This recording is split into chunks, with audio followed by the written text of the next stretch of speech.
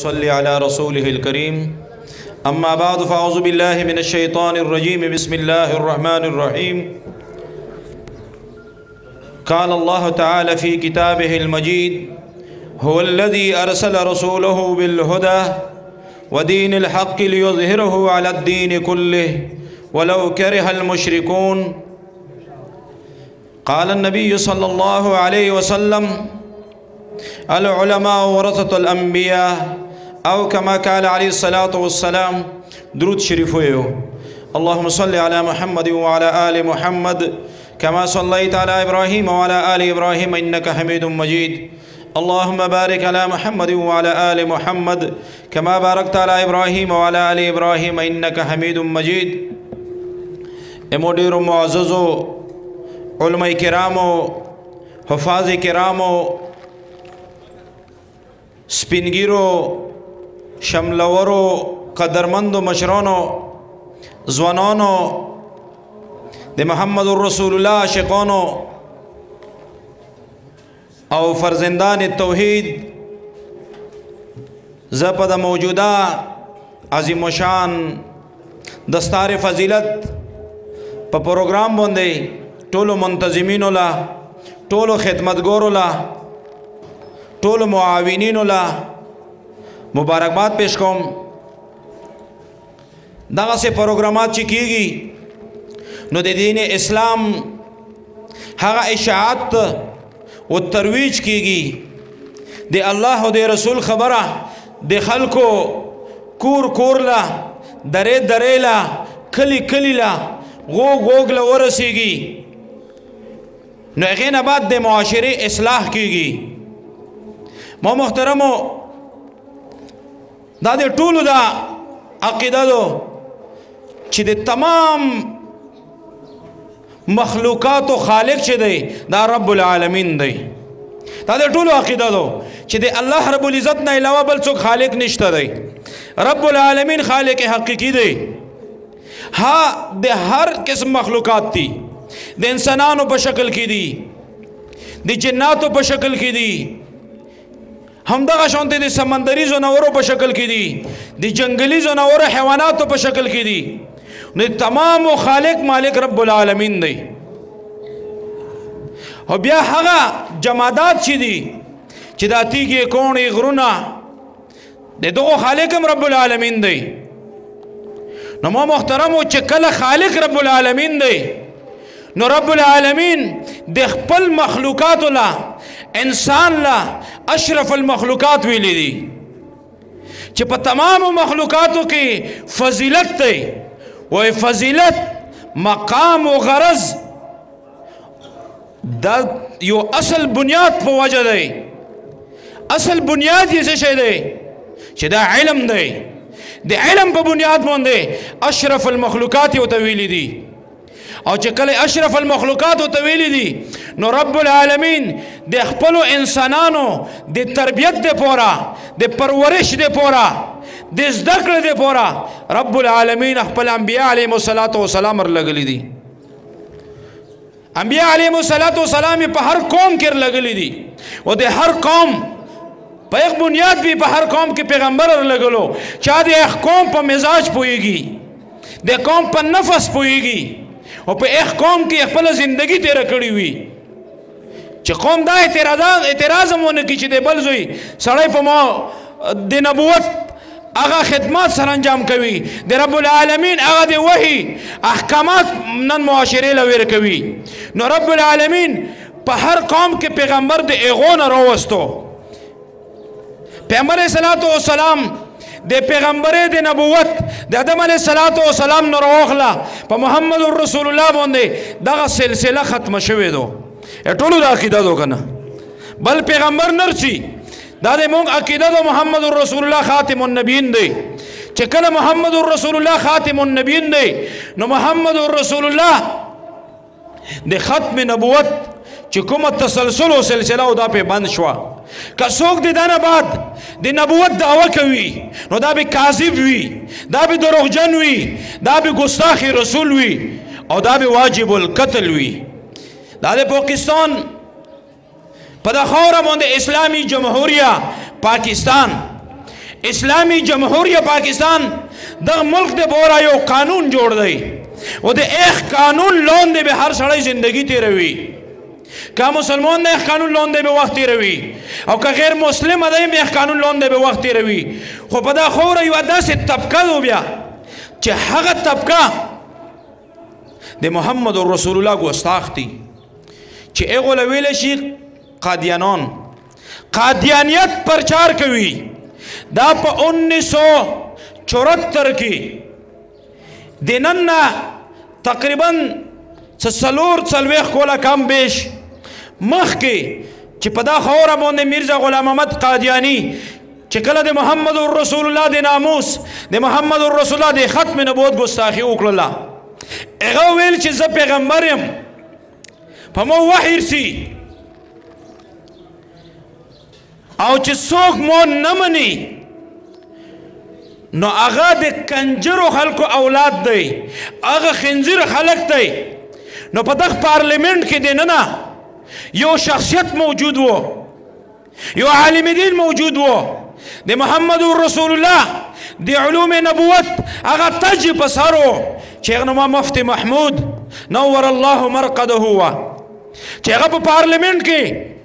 پنزل سوریز بحث اکڑو اور دی پنزل سوریز دی بحث نبات پا پارلیمنٹ کی مشترک طور بندے تمام سیاسی جماعتونو آج دے ہر قسم مکتبہ فکر پارٹی ہوا طول پدا یو شو دے مفتی محمود نور اللہ مرقد حسرہ چھ واقعی قادیانان کافر دی چھ کلا مرزا ناصر پہ اسمبلی لروغلو نو دی مرزا ناصر پا کم شکل کی چروغلو ایغا بہترین پٹکائی ہو سپین پٹکائی والے ہو دیر اخولی گیرے ہوا دیر اخولی سپین لباسی ہو پلوس کی تسبیح دی و دی لا الہ الا اللہ ذکر کوئی او پارلیمنٹ لرننو تو مناظرہ شروع شوا طول خلق حیریان شو چدا مفتی محمود نور اللہ مرقدہ دی داسی شخصیت خلاف سنگی روتا ہے پادق میدان کے پا پارلیمنٹ کے آواز اچھتی گی نو چکلہ مرزا ناصر خبری شروع شوے نو طولو نا اولی سلام اکرلو سلام ہم دیر دے محمد رسول اللہ سنت تی او اغین آبادی ہوئی چھے پا پیغمبر سلام درود شریف ہوئے ہو نو خلق حیریان شول چی دا خو سڑائی لکا چی مسلمان دے و پا دغ موندی دا علماء ویلے تم رگٹ اعتراض کرے دے مزا مزای چی خبری شروع کی دے نو مفتی محمود نور اللہ مرقدہ و تا اچھت شو چی مرزا ناصر اول اخپلا عقیدہ بیان کا چی پیغمبر سوکتا ہے نو یہ چی محمد رسول اللہ پیغمبر دے بیاو تا یہ چی آخری نبی سوکتا ہے یہ چی مرزا غلام احمد قادیانی دے چی دا مو آخری نبی دے بیا مفتی محمود سے ہوتا ہوئی چی کچا پی ایمان را نوڑا نصبی ہوئی ویہی چی آبی کافر ہوئی آبی زندق ہوئی آبی خنزیر ہوئی آبی دے کنجر و اولاد ہوئی چی کلی دا الفاظ ہوئے پارلیمنٹ خلق لگ وندے بروبار شول چی واقعی دے مفتی محمود سے موقف ہو دیر اعلیٰ دے بیا چی کلا دی وہی خبر شروع شوا یہی چی باقاعدہ طور باندے وحی تسلسل بند شوئی ندے دا مرزا غلام احمد لا اسم وحی کی گی و چاچی پیمان روڑے دے چی دائی صحابہ دی او جدو صحابہ اسم رخزی دی دا صحابیات تی او دی مرزا غلام احمد یوادو دوی دی دری دی سم رخزی دی دا ازواج متحرات تی دا امہات المؤمنین دی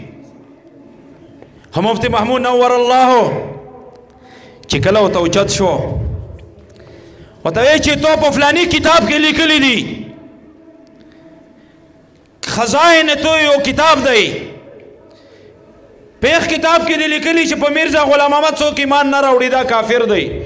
نو دا صحیح ہوئی چی بالکل صحیح ہوئی طول پارلیمنٹ لمفتی محمود سے متوجہ شو چی دا تو سو کافر گنی د محمد رسول الله نه بعد د ختم نبوت دروازه مکمل بند شوی دو بل نبی نرسی قرآن آخری کتاب دی محمد رسول الله آخری نبی دی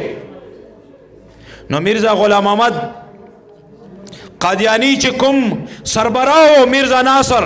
نو هغه انتهایی خړ پوته شو او 15 ورځې بحث نه بعد متفقه تور باندې دا فیصله وشوله چې دا خو په پارلیمنت کې تمام وزراو لا تمام پارلیمنت لا تمام نمائندگانو لا د ټول ملک مسلمانانو لا دا خو کافر وي زندګو ته وي نو آئین پاکستان کې په دفعه 260 او د 106 لاندې قانون پاس شو چې میرزا غلام احمد قادیانی ملعون دی او غیر مسلم ای قرار کړل چې دا مسلمان نشي کېدلی غیر مسلم ای قرار کړل کافر ای قرار کړل په اسمبلی کې او بیا په هغه پرو فارم باندې چې کله دستخطونه کېږي نو په هغه وخت کې صدر پاکستان وزیر اعظم پاکستان ذوالفقار علی بټو چې کله و مفتی محمود نور الله مرکزه لوی چې زه په دغه فرم دستخط کوم چې محمد رسول الله نه بعد بل پیغمبر نرسي خو یو خبره دو چې زه په دا پیغام چې زه په خپل مرګ دستخط کوم ځکه چې د قادیانانو په ملا باندې امریکا ویلوړه دو یهود او نصارا ویلوړ دي اسرائیل ویلوړ دي نو د مو د ملک حکمران او د مو ملک ادارې د غلامان دي نو دغه د غلامي په تنظر کې مو به بیا قتلوي خو زه مرګ له تیار یم خو د محمد رسول الله د ناموس حفاظت په خپله وینه کوم نو دستخط یې وکړلو الحمدلله ویو ځکه چې په پارلیمنت کې چې کله تو علما موجود نه وای دیندوره خلک موجود نه وای تو د خبرې سړی موجود نه وای تو دا کیس نشو ګټلی تو دا مقدمه نشو ګټلی نو ما محترمو د علماو ډېر غټ کردار دی په معاشره کې د علماو نه علاوه معاشره چې دو ما محترمو معاشره دینداره نشي پوته کېدلی چې د علماو توهین په کومه معاشره کې کېږي پیغمبر صلوات و سلام فرمایي من اهان العالم فقد اهان العلم وی چې چا چې د عالم توهین وکړلو چا چې د عالم بېزتي وکړله چا چې د عالم ګستاخي وکړله د هغه د ذلت کوشش یې وکړلو فقد اهان العلم هغه د علم توهین وکړلو هغه د علم توهین وکړلو او چا چې د علم توهین وکړلو او من اهان العلم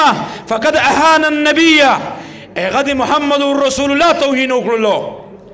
او چا چې د محمد رسول الله توهین وکړلو ومن اهان النبي فقد اهان جبريل هغه د وحي راوړونکي د جبريل علیه الصلاة والسلام توهین او ګستاخي او بېزتي وکړله ومن اهان جبريل فقد اهان الله چا د جبريل امین ګستاخي وکړله هغه د رب العالمین ګستاخي وکړله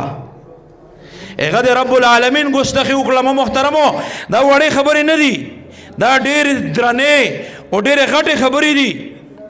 ومن اهان الله اهانه الله یوم القیامه چا چې بیا د رب العالمین ګستاخي وکړه نو په ورځ د قیامت په رب العالمین ذلیل او رسوا کوي الله دې موږ تاسو ټول دا نه وسوتي چې د علماو ګستاخي کوو ما محترمو علما هغه خلق دی چې په قرآن کې رب العالمین د ټولو مخلوقاتو سره د هغو تعارف کوي هغو پیژنګلو کوي انما یخشى الله من عباده العلماء د رب العالمین نو یریدونکي خلک چې دا علماء په قرآن کې رب العالمین د علماء لفظ د عالم ذکر کوي چې مونه ویریدونکي خلک دغه دي ځکه چې د قرآن په مفهوم پوهیږي د احادیثو په مفهوم پوهیږي چې کله عالم مان نه د وخت کو نو د پیغمبر صلوات و سلام لا صحابه تابعین لا تبع تابعین لا ته هغو له نشې رسېدلی چې عالم دې د منځه وبسلو د قرآن تحفظ نشي کولی چې عالم دې د منځه وخت کو د احادیثو تحفظ نشي کولی نو ما محترمو دا علما د قرآن او د حدیثو محافظین دي د محمد رسول الله د ختم نبوت محافظین دي او د مساجد او د مدارس محافظین دي د ګیرې او د پټکي حفاظت کوي د موت او د حیا حفاظت کوي موت او د ایمان حفاظت کوي ما محترمو رب العالمین دا قرآن او دا نظام دغه شي له خالص نه دی لګلی چې خالص په قرآن تلاوت کوي خالص د تلاوت د پوره نه دی خالص د حفظ د پوره نه دی دا یو نظام دی دا نظام په د معاشره باندې نافذ کا د الله په خوره د الله نظام د رولا خدا کی زمین پر خدا کا نظام د الله په خوره د الله نظام چې روشي او د نن یهود او نصارا چې دي اته جمعت نه منې کوي منځ کوا روجه نیسا زکات ور کوا حج لسا عبادات کوا ذکر اذکار کوا خانقاه چلوا دعوت تبلیغ کوا درس و تدریس کوا دا نه منې کوي یهود و نصارا چې دي دغه یو کتاب دی دالمود دا د یهودو یو کتاب دی په دالمود کې یهود لیکي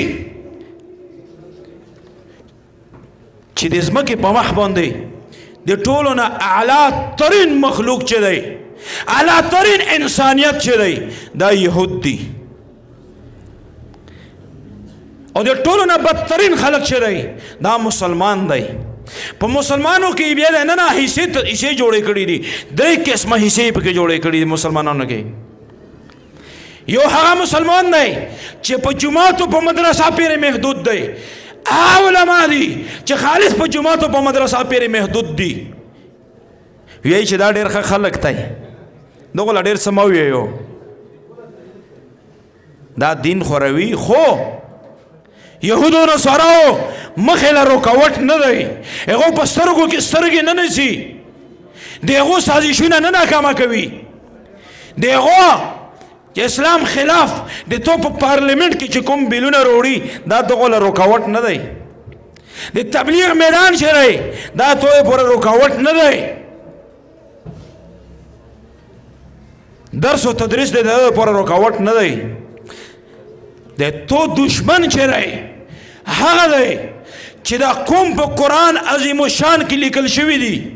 وایي دغه نفاذ د دغه په خپل مملکت کې په خپل ریاست کې په خپل حکومت کې د نافذ کولو کوشش کوي چې دا نظام دی د ټول انسانیت د پوره روشي عدل دی وي انصاف دی وي قتل دی نه وي ظلم دی نه وي بربریت دی نه وي وحشي او حیواني کردار د حکومتونو نه ادا کوي او د محمد رسول الله چې کوم عدل و انصاف تقاضي دي د مخلوقاتو په منځ کې د عدل فیصلې کوي د انصاف فیصلې دي کوي چې چا سره څوک ظلم کوي نو دغه نظام به د حکومت پر رسې باندې نسی او بیا به رکاوټ ته جوړیږي نو دا د یهودو نصاراو سوچ و فکر دا دی چې اصل دشمن میں هغه دی اصل دشمن میں هغه دی هغه عالم دی چې کوم د قرآن چې کوم قانون دی معاشرتی قانون دی تجارتی قانون دی د مملکت د چلولو قانون دی د عدالت قانون دی نن ما محترم او تاسو کسو تو په عدالت کې د قرآن په ځای باندې د یهودو نصاراو کتابونه پروته دي که نه دي پروته مو تو فیصله په قرآن کیږي که په د انګریز په کتاب کیږي د انګریز په کتاب کیږي نن د تو قبایلو کسا تو ډېره ښکلې زندګي وه دین سره نږدې زندګي وه خو چې کله یې ته د امریکې په ایجنډا باندې د امریکې په مرضۍ باندې امریکې په خوښه باندې خیمې له ورسولې حیا یې ختمه کړه که ختمه یې نه کړه د امریکې انجیوز ادارې دا دلته مو تو کلي له نه شوې تللی هغې د پورې د دهشتګردۍ په نامه باندې قبایل در په در کړل خیمې له ورسول وی رسول که وی نه رسول ته په ایمان ویه چې دومره غټ توقات لري لاس 15 لکه فوج لرو، دا دومره اسلحه، دا دومره قوت. محترمو هغه باوجود د وزیرستان نه تر بوجوړ پورې امن شته، اربونه روپۍ د موتو د خزانې نه څه کنه سي، دا په دفاع باندې سي، د ملک په حفاظت سي، موتو په حفاظت باندې سي. هغه باوجود موتو لښونه په یو ځای په بل ځای کې پروت وي. بل ورځ یو مشوم ویټ کوي وکړو، شازیب یو وړو کې مشوم ویټ کوي، د موتو د خور مشوم وو، هغه په حوالت کې دنه نه پونسي کیږي، خودکشي کوي، ویلې کوي. په هغه حوالت باندې پولیس ډیوټي نه وه، په هغه حوالت کې دنه نه دا اسباب چا ویر کړل چې دا ویټ کوي خپل خودکشي وکړي. څوارلسو کاله ماشوم. ما محترمو که خلک وایي چې یار دین خو هسې نرسي، اسلام نرسي، تاسو ټولو نه یو پوښتنه کوم یو سړي له دا پته ده چې زه جنتي یم یا دوزخي یم؟ شته؟ خو د محمد رسول الله د تعلیماتو باندې چې زندگی تیروي امید به د جنت لري، امید به جنت لري، بشارتونه به د جنت ته کېږي. خو چې د محمد رسول الله اطیعوا الله واطیعوا الرسول کوي، د الله اطاعت کوي او د رسول اطاعت کوي، او کدا نه کوي نو بیا د امید د جنت. خو عبادات هم کوو، منځ هم کوو، روژه هم نیسو، زکات هم ورکو، حج لمسو، خیر ښېګڼې کور هم کوو، په دغه امید یې کوو چې رب العالمین مې ناراضه کېږي. د محمد رسول الله امتیون یو، د محمد رسول الله د ناموس حفاظت کوو. نو ما محترمو علما په دغه ملک کې لګیا دي، دغه خوره کې شریعت غواړي، د الله او د رسول نظام غواړي. خو په دغه خوره یو نظام اسلامی جمهوریه پاکستان کې د سیاست خوره ده. دا سیاست ته داسې شی نه دی چې درویغ دي، سیاست د انبیاء وراثت دی. سیاست تمام انبیاء علیهم السلام کړی رہی، خو سیاست په معنا دا خلق نه پیږي. سیاست معنا دغه ده حقوق الله او د حقوق العباد حفاظت کول، و د هغه رعایه له د الله مخلوق د حقوقو حفاظت کول، هغو له خپل حقوق رسول، عدل و انصاف کول، د قاتل لاس نیول، د ظالم لاس نیول، د ظالم خلاف بغاوت کول. ما محترمو سیاست دغه له ویلی شي، سیاست د درویغو مقام نه دی چې موږ وایو چې بس درویغ له ویي. دا د دین د حفاظت دپاره رہی، دا د موت او د حیا د حفاظت دپاره رہی. که چیرته زه و تو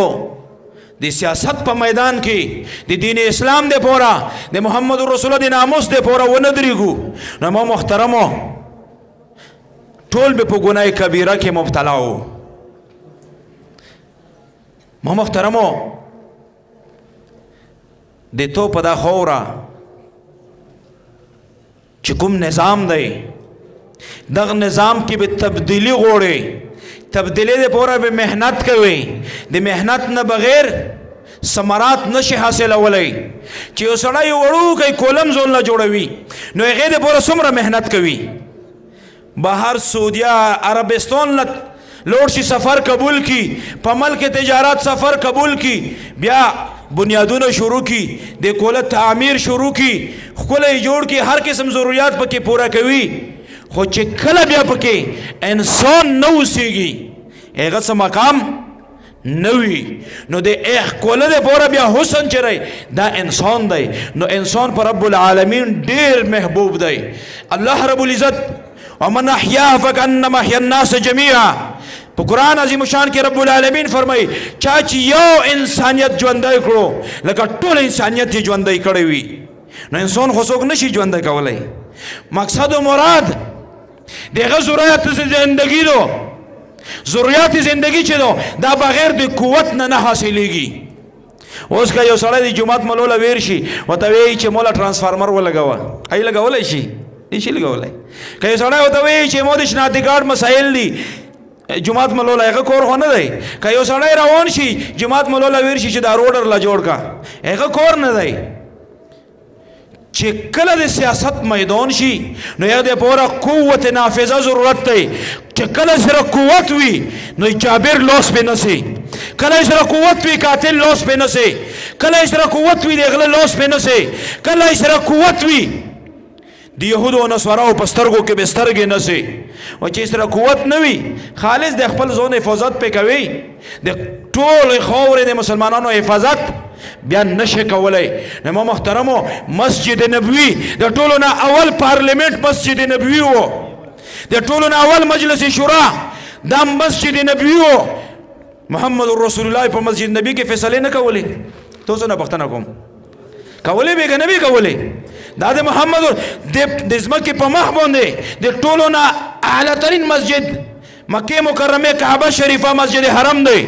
دویم نمبر مسجد نبوي دی دریم نمبر بیت المقدس دی چې په یو کې په 1,03,000 منځونه یو المنځ برابر ثواب دی مسجد نبوي کې په 50,000 دی او په بیت المقدس کې په 25,000 دی نو ما محترمو دا افضلیت دی غوړی نن سبا به خلک ویل چې په جمعات کې د سیاست خبره مکوه مدرسه کې سیاست خبره مکوه اول په مفهوم ځون پوي کا دا د قادیانانو نارلو ملا کی دوڑ مسجد تک ملوره بس جمعات کې ریکور لري سره تر ویر ته کوي تر ونه ویر ریکور نشته را بس سرساده خلی نه دا قرآن عظیم شان میں نافذ کوي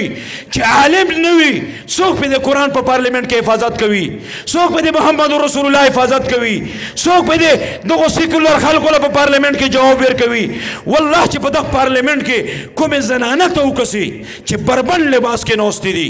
مفتی محمود صاحب له خزه وی چې مفتی صاحب د یو سړی له سلور خزه جایز دي نو یو خزه له سلور میړو سره جایز نه دي نو مفتی محمود سے ہوتا وی چی تو غنده نافرمانا خزلا ضرم اجازت تای خو چی چوک فرمان بدار دی دی محمد رسول اللہ اطاعت کوي دی اللہ و دی رسول اطاعت کوي نو قرآن عظیم شان کی اغولا پل حدود دیخی دی حدود اللہ تو یہی حدود دیخی دی بونڈری دو اگر بونڈری سے کراس کوي نو په نافرمانه لیست کې به لیکلی شي او نافرمانه به هر څه کوي زنام کوي شرابم سکي قتلم کوي غلام کوي ډاکام کوي او د یهودو د نصاراو په صف کې مودريږي نو ما محترمو د پاکستان په خاوره باندې د علماو ډېر غټ احسانات دي چې کله په 1947 کې پاکستان جوړ شو نو د ټولو نه اول د پاکستان د دستور ساز اسمبلی چې په کوم ځای کې به جرګه کېده په کوم ځای کې به مرکه کېده په کوم ځای کې به شریشته جوړېده هغه به دستور ساز اسمبلی ویلا مولوی تمیز الدین رحمه الله د هغه اسمبلی ممبر و مفتی شبیر احمد عثماني رحمه الله مفتی شفیع رحمه الله هغه اکابرین علماو چې د پاکستان جنډه یې ودروله دا څوک و دا عالم و شبیر احمد عثماني سے وہ رحمه الله ہو چې کله د پاکستان لای قانون اول جوړ کو 1949 کې دا شبیر احمد عثماني سے وہ چې کله په 1962 کې جنرال ایوب خان چې کله آئلی قوانین جوړ کړل پاکي نقطه سوا چې خزبه میډل تعلق ورکوي خزبه میډل طلاق ورکوي چې دا اختیار به د خزې سره وي نو مقابله یې چا په پارلیمنت کې وکړله مفتی محمود صاحب رحمه الله وکړله قانون یو ته دړې وړې کړلو چې کله بیا په سن 1970 کې جنرال یحیی راغلو چې کله د غلطي پالیسۍ له وجې نه ملک دوی ټوټې شو بنگلادیش نه لوړلو نو مفتی محمود رحمه الله په سترګو کې سترګې ونیولې چې دا تاسو د غلطې پالیسۍ په وجه باندې چې چا الیکشن ګټلی دی چا پارلیمنت ګټلی دی دا شیخ مجیب الرحمان او د بنگلادیش اوسېدونکی و ویر که اختیار چې د اسمبلی هغه جوړ شي نو په یک ټایم کې به دغې خورې لوکیله مغربي پاکستان و هغه به مشرقي پاکستان ویل مونږ په مغربي پاکستان کې اوسېږو هغه په مشرقي کې نو د یهودو په سازش باندې اتو نه بنگلادیش لوړو مسلمان ټوټې شو که ټوټې نه شو قوت یې کمزوری شو که کمزوری نه شو دا چا کړی و دغه شانتې چې د ضیاء الحق په دور کې ملو غریب خو نه جرنیل پاتې شوی دی نه وزیر اعظم پاتې شوی دی نه صدر پاکستان پاتې شوی نه گورنر پاتې شوی دی څه اختیار دی ور کړی چې ګیله ته کوي چې کله اختیار ور کې بیا ته ګیله لره نو ما محترمو مفتی محمود رحمه الله په سترګو کې سترګې نیولې وي په مولانا فضل الرحمن صاحب نن د دغه وخت مجدد دی د دغه وخت د باطل په سترګو کې سترګې نیولې دي نن یو کس په دغه ملک کې پارلیمنٹ د چا سره دی صوبایي اسمبلی چا سره دو صدارت هاوس چا سره دی تمام ادارې د چا سره دي یو روپۍ غلای په ثابته کړله تاسو نه پښتنو ثابته کړه یو روپۍ کرپشن په ثابت نکړو غلا ډاکای په ثابت نکړله زه دا خلفیه اقرار کولای شم چې والله چې تر نن ورځې پورې د مولانا فضل الرحمن سي دی یو روپۍ کاروبار او تجارت نشته رہی دا د غریب کارکون په لاسو په 60 روپۍ باندې زندگی تیروي د غریب کارکون په تعاون باندې زندگی تیروي خو د باطل په سترګو کې سترګې نه ځي خرڅېږي نه محمد رسول الله د ختم نبوت دفاع کوي د جماعت د مدرسې دفاع کوي موجوده حکومت اخیری او دوی خبرې کوم موجوده نظام حکومت چیرې ما محترمو د محمد رسول الله گستاخ آسیا ملعونه چې محمد رسول الله په شان کې ګستاخی کړې و خلاصې کړه خلاصې نه کړه پر سپیشل جوس کې ولګله فرانس لګوي نه لګله چا ولګله موجوده په اقتدار په کرسي چې څوک نوستي دغه ولګله نو محمد رسول الله لبي موږ څه جواب ورکو په حوض کوثر چې ویلوړ وي امو ټول اوبرو کوي څه جواب وکړو په کوم سترګو به وبس کو چې تر اوچت شویو